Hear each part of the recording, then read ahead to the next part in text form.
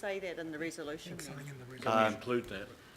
Well, we can if maybe officials can think about a form of words just to make it clear. It seems clear to me that that's what a template is, and that if a board decides not to sign, there's nothing in this that compels the board to sign or compels mana whenua to sign. It works both ways. You can't have a relationship agreement unless the parties to that relationship agreement agree to have the relationship. That's fundamental. Right, Councillor Chris Darby. Thank you, Mr Mayor, and tēnā koe Rama. Thank you for this work. I support this, and I think it's good to have it here finally. Appreciate that.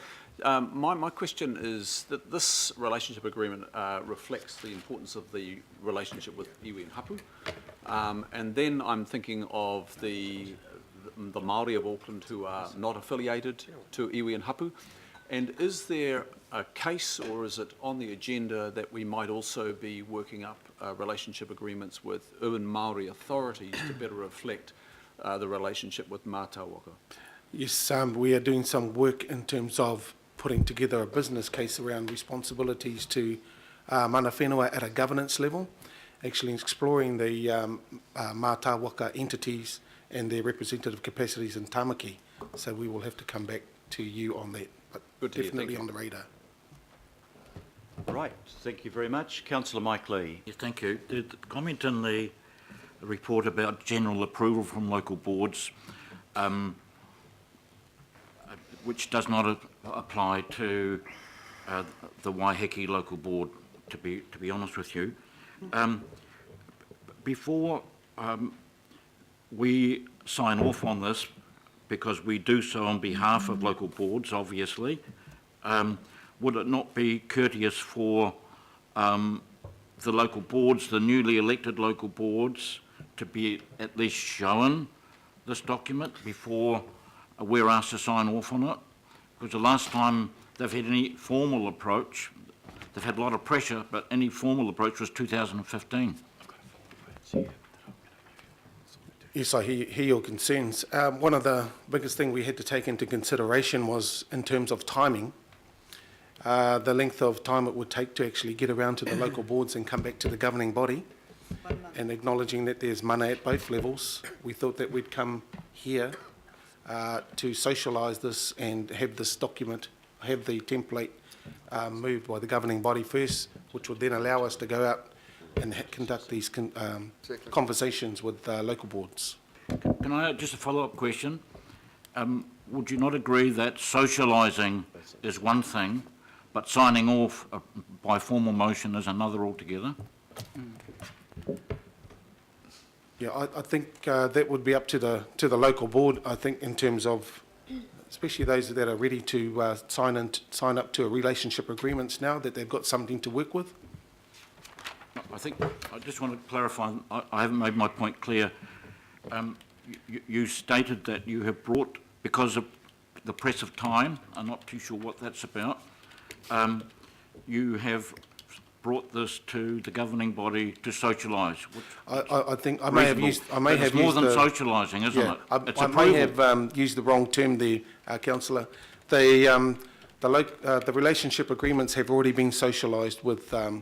And the process around it has already been socialised with the local boards, and most have been supportive of the process. The template is a tool that builds onto those conversations.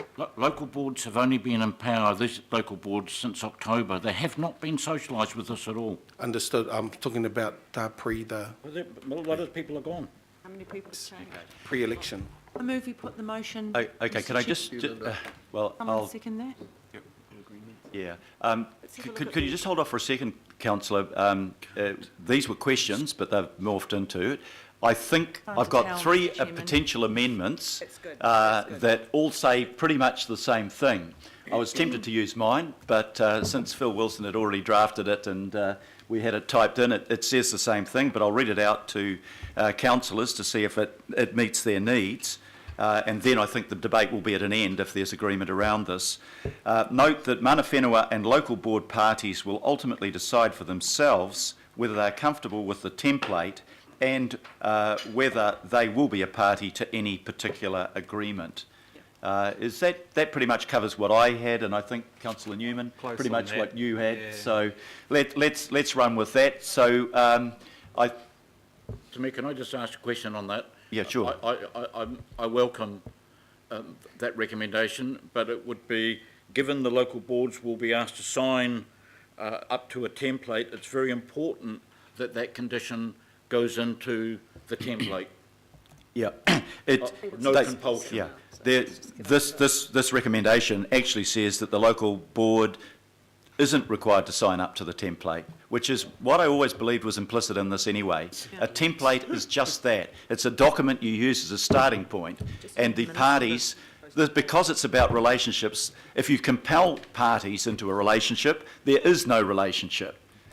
But I think this clarifies it, to be fair. So I have no other speakers on my list, so I've moved, and Councillor Councillor Filipaina, I did say yes, you would be... Chair, just from a procedural perspective, first I agree with the addition of D, even though it was explicit in the report. So just as the seconder, I agree with D, Your Worship. Thank you. And I mean, and I'll be very short in regards to what I wanted to say, and that is in 2011, and I have been inundated over the last 6 years from mana whenua at Manukau City Council legacy days around the relationship agreements and memorandum of understanding that we had at Manukau, and also around West as well, because I know that at Waitakere District Council with their agreements as well, that they were waiting.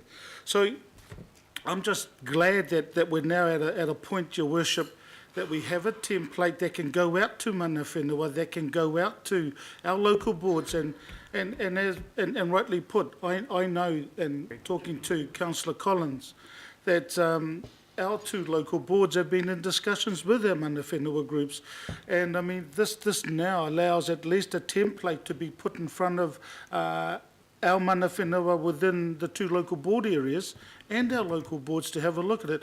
But also, Your Worship, it gives us as governing body a template to have a look at the relationship agreements or MOUs that we had at the Legacy Council. It gives us now the opportunity to have a look and revisit.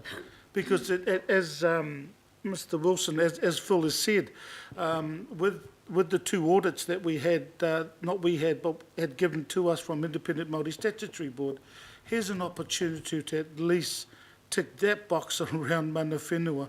So I definitely will be supporting it, and hopefully then we can then tick off the item 12, which is, as Matuarama said, item 12 is based very similar to the template we have, Your Worship. Exactly. Thank you very much, Councillor. So I'm putting to councillors the amendment, the motion as amended, agreed to by the mover and the seconder. All those in favour, please say aye. Aye. To the contrary, no. Carried. Now, as Councillor Filipaina has foreshadowed, the item number 12 should be relatively straightforward, because we know that the board actually has agreed to the particular template in front of them. But any questions on item 12 to officials? Councillor Wayne Walker. Sure. I've just got a question on the Appendix 1, and that covers off an item, resourcing, which is not covered off in the template that we've just discussed. And this is about enabling Te Uri Hau to participate, and there's a capacity funding agreement, and there's a master service agreement where departments will seek technical, cultural and professional advice from Te Uri Hau. And I guess the question I've got is, what sort of costs are we likely to extrapolate from that kind of resource agreement? And I did have another question for the prior item that's gone now, but quite obviously we're putting in place a precedent that will apply, no doubt, to all of the we deal with, who may all have a wish to have capacity funding and master service agreements, and there isn't any mention in here of what the financial considerations are. So I'm just trying to get an idea of what we might be looking at across the board.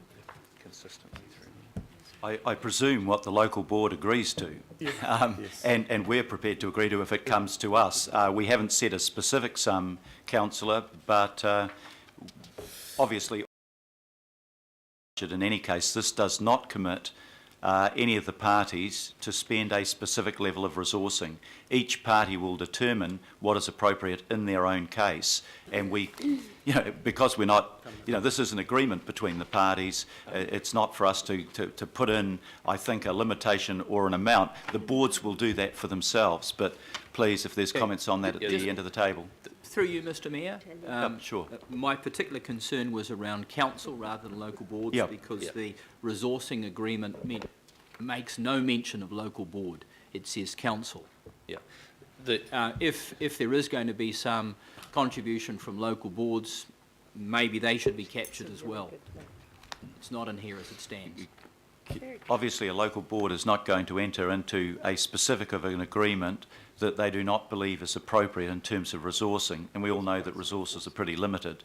So we will be working within our means, but we can't say what a particular project might be and whether it represents value for money. We would have to determine that in the appendix, which would allow us to make something more specific. But I'm opening it up for officials to comment. I mean, just to confirm exactly what you've said, Mayor Phil, with the additional understanding, however, that we have existing capacity agreements with mana whenua. There is already an amount allowed for in budgets. It equates to about $50,000 off the top of my head per mana whenua entity, and that's incorporated within existing approved LTP budgets.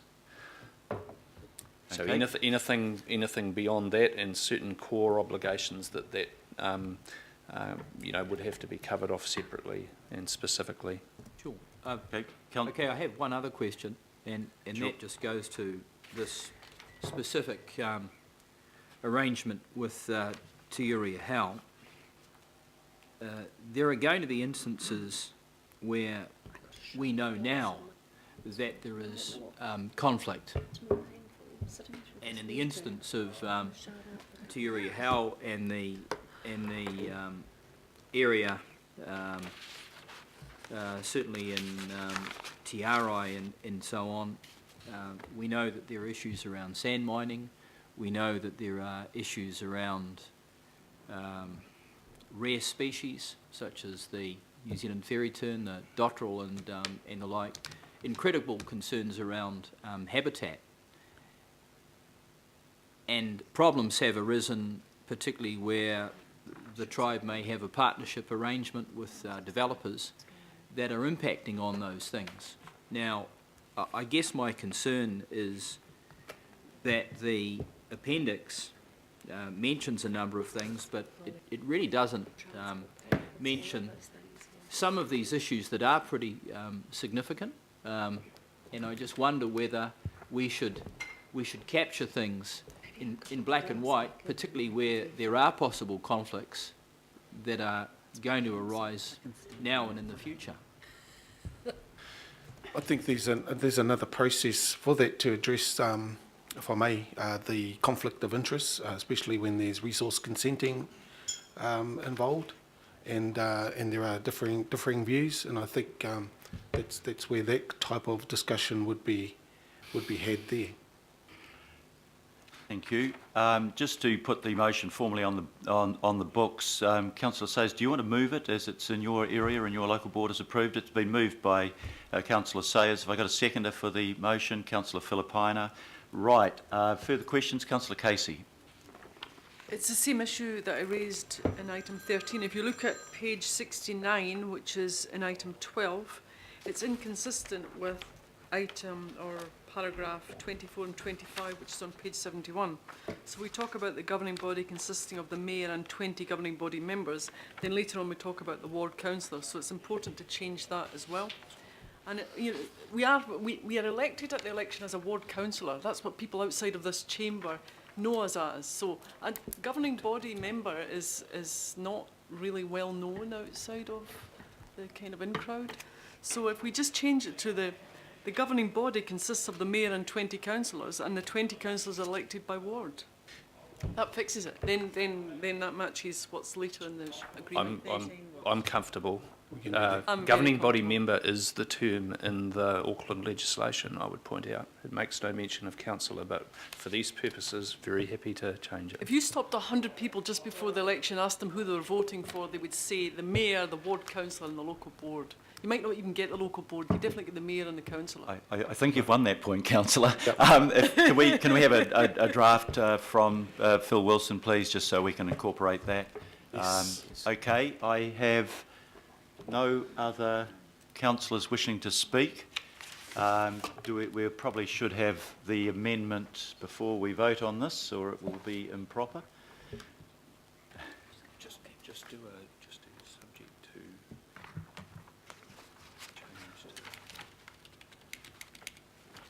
So the amendment will obviously come in the recommendation A, and put a qualification on that subject to the particular rewording.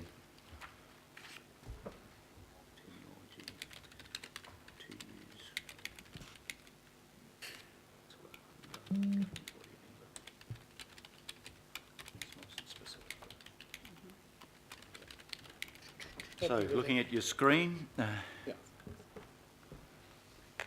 are you happy? okay, are you happy with that, councillor? It's been moved and seconded. I'll put the motion. All those in favour, please say aye. Aye. To the contrary, no. Carried. We now come to item number 14, and if I can ask Elizabeth Mackenzie, the Principal Advisor, Hearings, and Marguerite